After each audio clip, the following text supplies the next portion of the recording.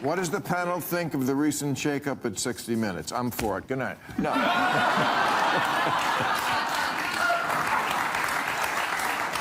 I'll let you. What do you think of the shakeup at 60 Minutes? Big controversy. Yeah, I mean, listen, you're watching a censorship state be created. Trump is using the powers that he has available as president of the United States to install only friendly ownership at the big media companies. He's using regulatory powers to punish people who oppose him.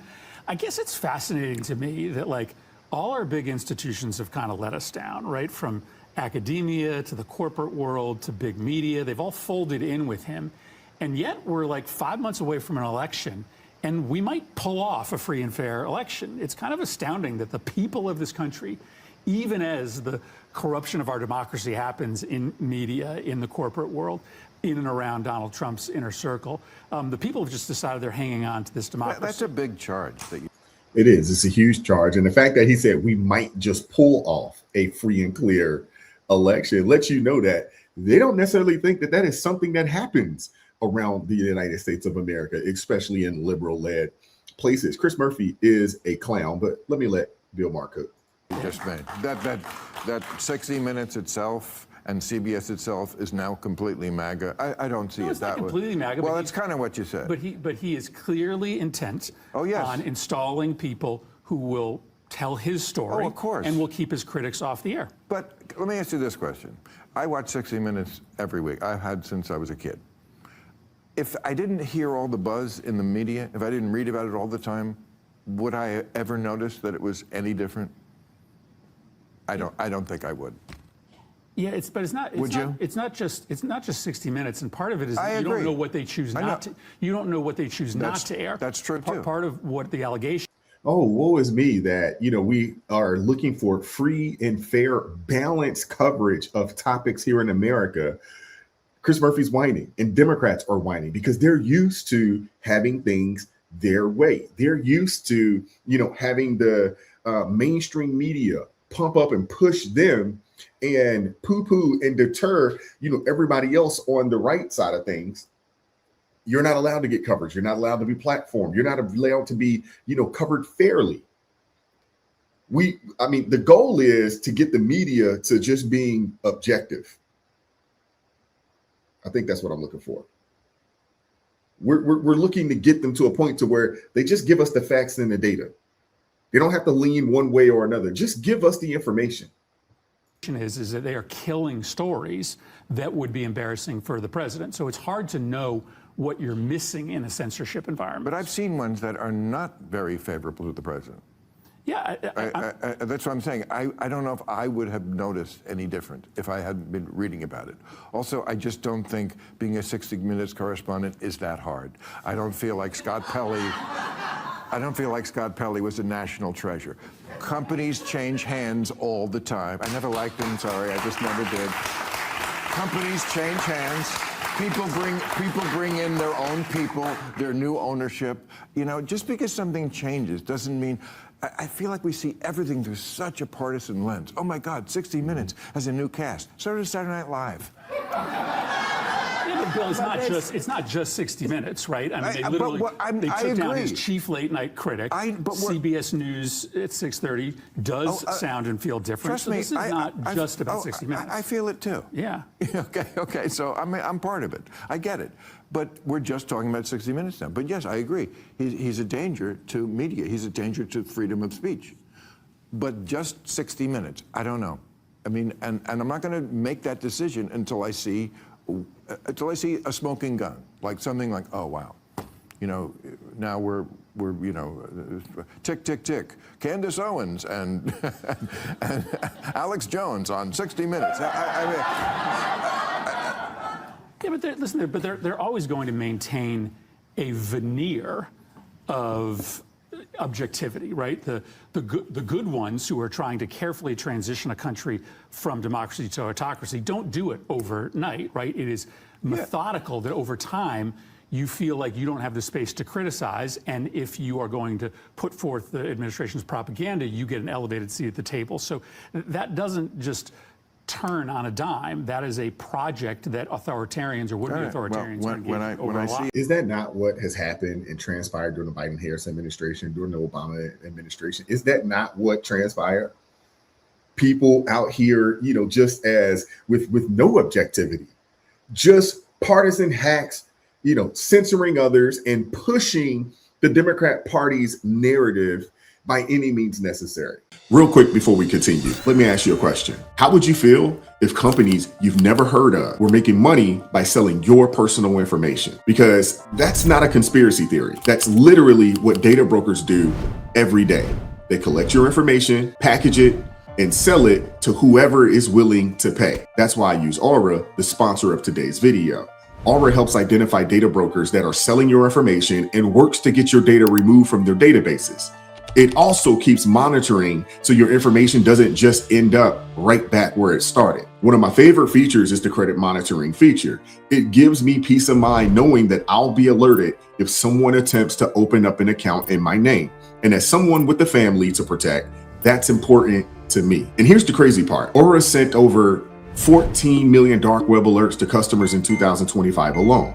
That's about one alert every 2 seconds, 24 hours a day, all year long. That's 365 days. The reality is your personal information is being bought and sold right now as we speak.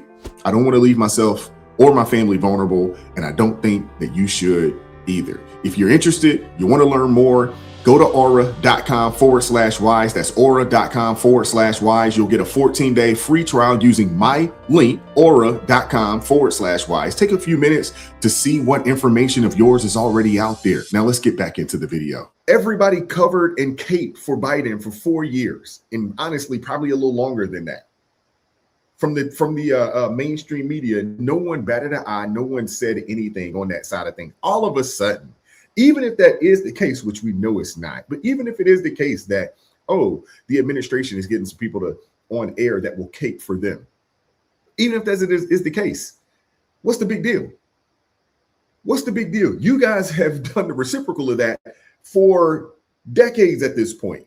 It's crazy. And I'm glad that Bill Maher's calling it out. And I'm glad that the people in the crowd are just, there's a little light little golf claps. Like, man, Chris Murphy, you're reaching. Suzanne Rice is not a nice person. Let's just say it like that. And these people know that if they ever get their chance at full-fledged power in this country, they're going to go through and they're going to try to punish everybody that they feel like capitulated to the right or capitulated to Donald Trump. Susan Rice has come out and said it. Finally, new rule. Congratulations to all the people who graduated from college this month, last month. Yes, it's commencement season, the time of He said, in Claude we trust. That's an AI tool. year when college kids make the transition from campus life to their parents' basement. And Pretty much. And I just want to say, congratulations, you did it. And by it, I mean had your first lesbian kiss. As for the degree you just got, that's a little more complicated. There was a lot of booing at the commencement ceremonies this year, which is weird because you know how hard it is to make bombing at a graduation speech? All you have to do is give a little pep talk, tell a joke about college debt, and lie about how anything is possible. But this year, speakers did not read the room. Hey, geniuses, maybe don't mention AI to the people whose future jobs it's about to take. Artificial intelligence is the next industrial revolution. The question is whether you will help shape artificial intelligence. We do not know. AI is rewriting production as we sit here.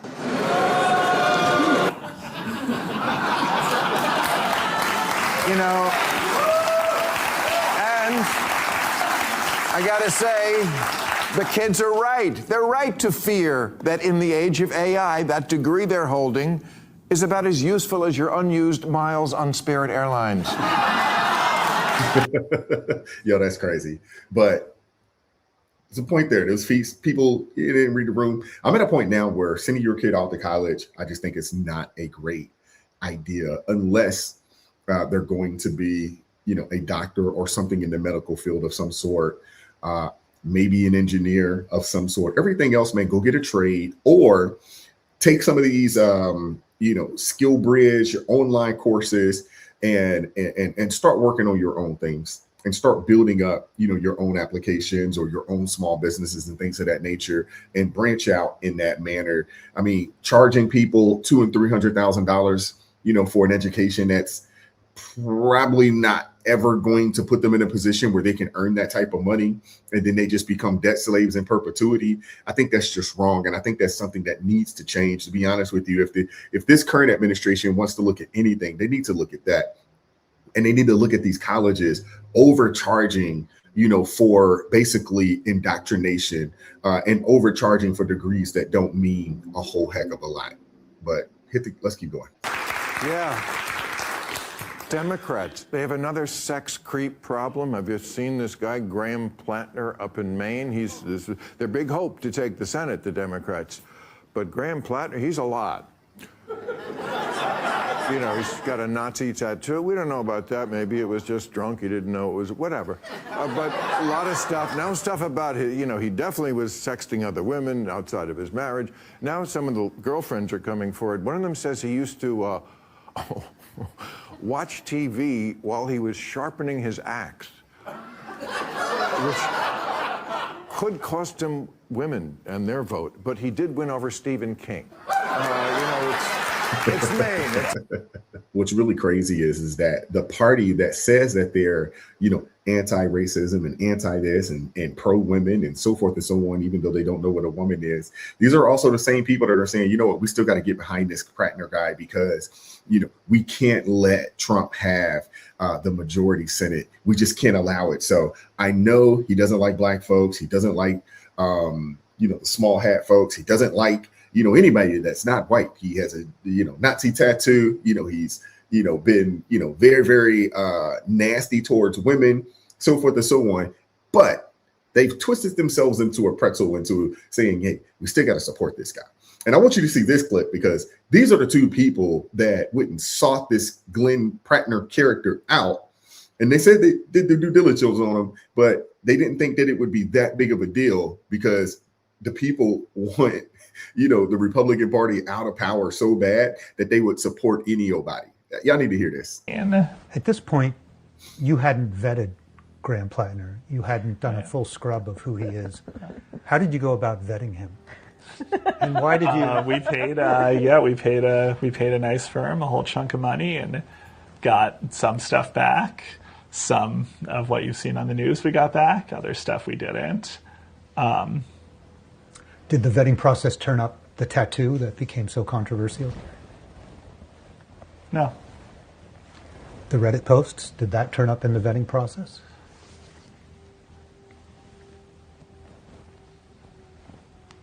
He's ready to The lie. firm sent us a thing, and it had some of the posts, but it didn't have all of them.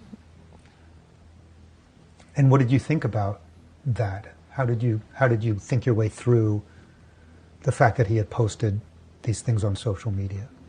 I said none of this will or should stop him from becoming a U.S. Senator. And what was Clearly your the thinking voters there? agree. I think if what the voters wanted were people who were grown in vats and had never done or said anything that they might regret their entire lives, we'd have a very different country.